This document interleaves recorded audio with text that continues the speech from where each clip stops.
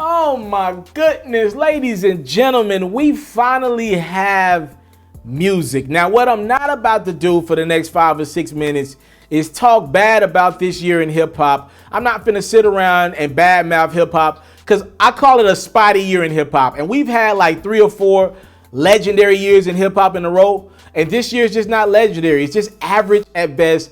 Not a lot of our favorite artists have been dropping music. Now, just being honest, you know, I tell everybody I've been listening to a lot of underground rap this year. This is the best year for an artist who's bubbling in his city to come up because he ain't really competing with a lot of the mainstream artists. They're dropping a record here or there, just kind of throwing it against the wall to see if it'll stick.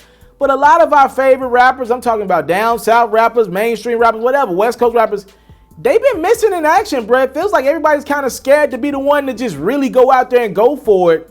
Y'all let Lil Nas X, Old Town Road, ain't gonna ride till it can't no more. Y'all let Lil Nas X control the summer. He pretty much, him and the City Girls, then pretty much had the records of the summer.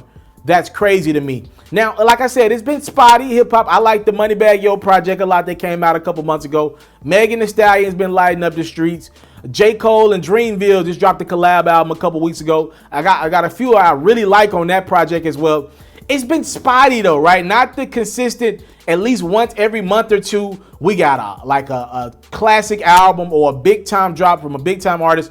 We just ain't got that this year, bruh. It looks like they're waiting on 2020. Looks like 2020 is going to be the year because if a damn show ain't been 2019 thus far. But maybe that's all about to change because we've gotten word over the last few days a few of our favorite artists are dropping music in the next month or so. Got me super geeked.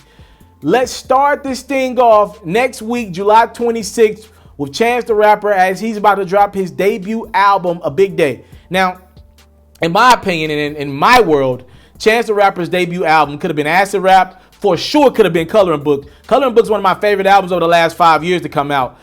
That's an album. That was a Grammy-nominated, Grammy-winning album. I don't know why he didn't call that an album, but to each his own. He says A Big Day is his debut album, so he's dropping that thing July 26th. That's for the mainstream audience. You're into a little lyrical miracle here and there. Spiritual music as well, maybe a little bit of drug undertone talk, maybe a little bit of marriage talk, as Chance the Rapper is recently married, but that thing can go all over the place. The production, I'm pretty sure, is going to be phenomenal on that project. Now, if you ain't into all that, on the same day, July 26th, just announced a few hours ago, this for my audience right here. I know this what y'all want right here. This the nigga music y'all want right here. Oh, I cannot wait. Young Dolph via his Instagram account just announced a new collab album with him and Keyglock called Dumb and Dumber. That seems like a very fitting title for them niggas. All right. I've been posting a couple videos over the last few days of Keyglock busting out Dolph's windows and Dolph coming back and seeing it, being mad. It looks like it was all part of a promotion scheme leading up to this collab album from the two, oh my goodness, two of my favorite artists. I'm from Memphis, two of my favorite Memphis artists. Glaucoma was one of my favorite tapes to come out last year. I can't wait for a collab album. I really like the record Major. If y'all about to give me 10 to 12 majors, oh my goodness, I can't wait. So that's coming your way July 26th. Now we're going to go forward a couple weeks. If you want to leave the trap ratchet music alone, you want to get a little more sophisticated with your down south rap. In a couple weeks, the biggest boss in the game, the guy you hear on my outro, Ricky Rozay, is coming back for the second installment of Port of Miami. Yes, we getting a Port of Miami 2, ladies and gentlemen. Years later, after the first Port of Miami, I'm excited about this one. You know, quiet as kept, Rick Ross is one of those artists every time he comes. Every 2 years, whenever he comes, even if it's every year, he has something new to say. He elevates himself in some form of life. And over the last year, Rick Ross has had a death scare and he lost one of his closest friends to death, right? So, like, I'm pretty sure he has something to say on this album. I'm super excited to listen to it, to see what headspace the biggest boss, Ricky Rozay, is in. And then a week later from that, again, this is like all these things combined. QC is dropping volume 2 of the Control the Street series. Now, it's tough for me to really hype you up about this project because I don't know what we're going to get. I'm sure we're going to get the Migos, Lil Baby, maybe Cardi on a record or two. Obviously, the City Girls, Young Miami specifically, Lil Yachty as well, a couple of the newer acts as well, like Layton Green. But I don't know like who's going to do what. right? I don't know how many records we're going to get from who. So it's tough for me to really be hyped because it's a compilation album. It's a collab album. 5 or 6 artists going to be on that bad boy. Who knows what the hell P and Coach K cooked up. I didn't like the first installment of this series.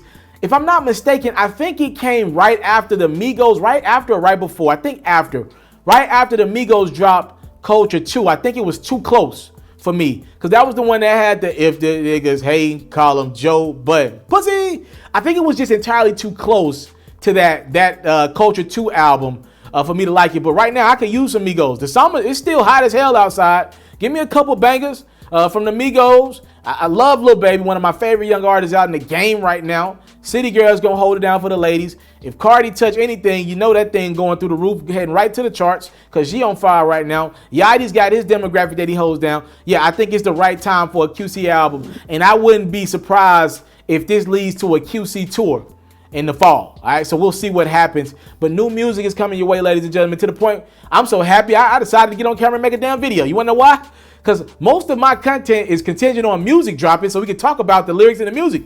Guess what we ain't been having all 2019? Music. So I ain't had really much to talk about except bad shit. And I don't want to sit around on my platform all day and talk about people getting arrested and all that. I want to talk about other stuff. I want to break down lyrics. And hopefully 2019 is about to kick up a lot with new music coming from some of your favorite artists in the game right now. I thank you guys so much for the time, love, and support. I don't take it for granted. Salute.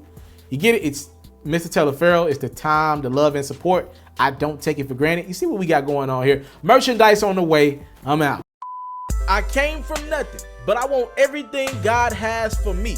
I interview celebrities. I talk sports. I still represent the culture. I got the kids. They are now tuned in. Yeah, we locked in right now, Mr. TALIAFERRO. Mr. TALIAFERRO. Mr. TALIAFERRO. Mr. TALIAFERRO. Shout out to Mr. TALIAFERRO. You're watching Mr. TALIAFERRO TV. Mr. TALIAFERRO TV. Here with the triple B's, you can't do nothing but win.